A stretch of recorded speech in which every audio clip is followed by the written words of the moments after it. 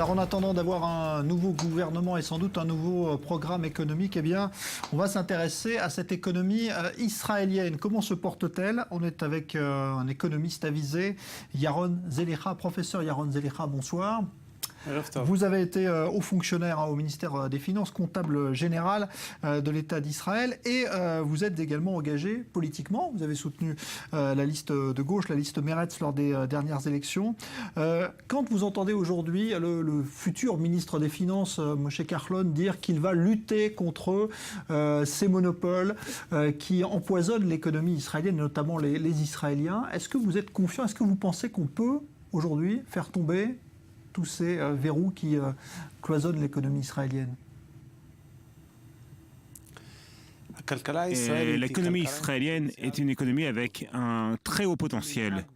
Et si on décide, si on mène une politique économique juste, on peut être facilement l'une des 10 ou 15 économies meneuses dans le monde. Mais notre économie souffre de plusieurs problèmes. Premièrement, les impôts sur les classes moyennes sont très hautes, trop hauts.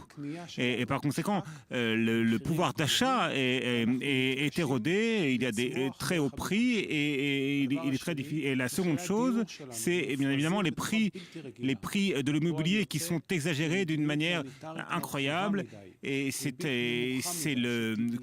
la conséquence de taux d'intérêt trop bas, c'est la conséquence d'une politique monétaire trop rigoureuse. Et nous sommes l'économie la moins concurrentielle du monde occidental. Une grande partie des services et des produits que nous fournissons aux citoyens ne sont pas servis dans des branches concurrentielles. Il y a des monopoles avec des sociétés qui détiennent le monopole de plusieurs branches et qui donc, et par conséquent, nous n'exploitons pas tout notre potentiel de croissance.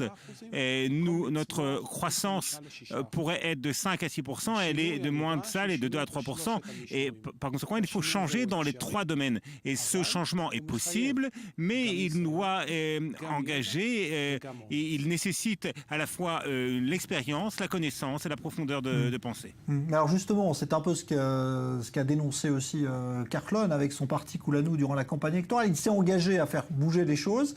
Est-ce que vous pensez qu'il peut le faire ou est-ce qu'il y a d'autres blocages politiques qui empêcheront finalement les choses de bouger?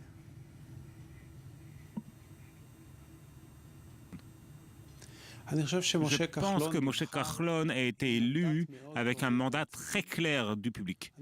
Et je pense qu'il a fait ses preuves dans ses précédentes fonctions en tant que politicien courageux et déterminé. Je pense par conséquent qu'il aura toute la force, l'expérience et la connaissance pour mener à bien sa mission. Ça ne dépend que de lui.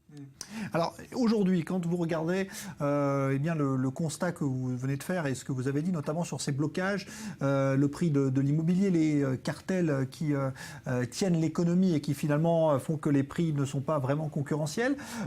Comment vous expliquez que finalement depuis des années, les gouvernements n'aient pas essayé de changer ce système-là? À quoi c'est dû? Pourquoi on en est encore là aujourd'hui en 2015 en Israël?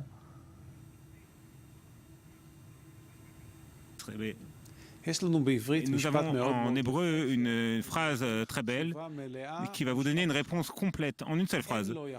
Il n'y a pas de gens qui ne peuvent pas, il y a seulement des gens qui ne veulent pas. Et par conséquent, la connaissance existe, la connaissance professionnelle existe pour prendre à bras-le-corps les problèmes du prix de l'immobilier, le problème du manque de concurrence dans l'économie, mais par conséquent, mais pour faire tout cela, eh bien, il faut se confronter à des grandes fortunes, à des nababs de l'économie, et ce sont à cause d'eux que le marché n'est pas équilibré et par conséquent perd une grande partie de son potentiel de croissance. Je crois que Moshe Kahlon a la capacité, il a l'expérience l'expérience et il a la connaissance. La question, c'est la question de la volonté. Et par conséquent, j'ai dit que la balle est dans son camp et que tout dépend de lui, et s'il réussira ou s'il échouera.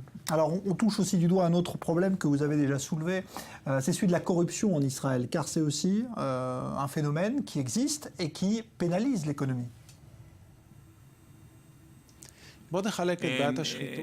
Partageons le problème de la corruption en deux sujets. Le premier sujet, c'est la corruption criminelle, cette corruption de pots de vin, cette corruption de distribution d'enveloppes. C'est la lourde corruption. Mais cette corruption-là, elle est prise en charge au cours de ces dernières années. On l'a vu avec l'ancien Premier ministre Ehud Olmert.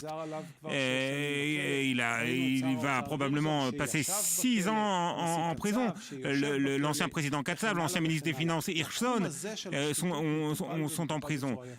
Donc ce domaine est pris en charge d'une manière efficace. Mais il y a un autre domaine de corruption plus doux, c'est celui qui porte nuance à l'économie d'une manière très grave. C'est lorsque les politiciens ne prennent pas les mesures qui s'imposent par crainte, par exemple, d'être confrontés aux grandes fortunes, ou par volonté de leur faire un espèce de clin d'œil pour être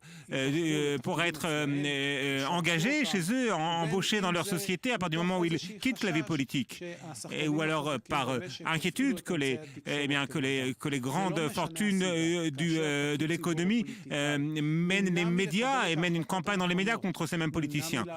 Et par conséquent, les mesures contre le manque de concurrence, les mesures contre les mesures qui auraient nécessité une baisse des impôts ils n'ont pas été prises, et ça aussi c'est de la corruption. C'est de la corruption plus douce, mais c'est une corruption qui a touché tous les domaines de l'économie israélienne. Alors, c'est vrai que quand vous dressez ce tableau, on se dit que finalement, il y a peu de chances que ça bouge, parce que si tout cela est lié et tous ces problèmes sont liés les uns aux autres, il y a peu de perspectives d'évolution. Il y a quelques temps, vous aviez dit également que le problème, finalement, on a coutume de dire que si l'économie israélienne est aussi paralysée, c'est parce que beaucoup d'argent doit être utilisé pour soutenir l'armée, pour soutenir les ultra-orthodoxes qui récupèrent aussi beaucoup d'argent. Ça, vous dites que ce n'est pas le vrai problème, finalement, de l'économie israélienne. Oui, tout à fait. Je pense que le débat sur les dépenses de la défense ou sur l'intégration des Arabes et des ultra-orthodoxes dans le marché du travail, c'est un débat qui est stérile parce qu'il cache les véritables problèmes. Les véritables problèmes, c'est pas si on dépense 2 milliards pour la défense ou non. Le vrai problème, c'est des dizaines de milliards de shekels qui sont par terre parce que par manque de concurrence et par facilité fiscale pour les grandes fortunes et pas pour les petites entreprises, pour les petites sociétés. Par conséquent, le débat sur les dépenses de sécuritaire et de défense n'a aucune valeur. Même lorsque nous avions augmenté le budget de la défense, notre croissance économique avait été dans une bonne situation. Le véritable problème, c'est la politique économique. Est-ce que la politique économique augmente le pouvoir d'achat du public ou ne l'augmente pas? Ou est-ce que, par conséquent, par l'intermédiaire de l'impôt, par l'intermédiaire des prix de logement, je pense que pour instaurer une véritable croissance, nous avons besoin d'un courage et nous avons besoin d'une détermination. Et cette question doit être posée au nouveau ministre des Finances. Aura-t-il le même courage et la même détermination qu'il avait dans le passé? Eh ben on verra ça dès qu'il sera nommé, déjà, dès qu'il sera à l'œuvre, ce qui n'est pas encore tout à fait le cas, puisqu'il y a eu une prolongation de 2 semaines accordée aujourd'hui à Benjamin Netanyahou pour former donc le nouveau gouvernement. Merci beaucoup, professeur Yaron Zelicha, économiste, donc ancien comptable général de l'État au ministère des Finances, d'avoir été notre invité pour cette vision effectivement du tableau de bord de l'économie israélienne et de ses problèmes. Merci à vous. Merci beaucoup.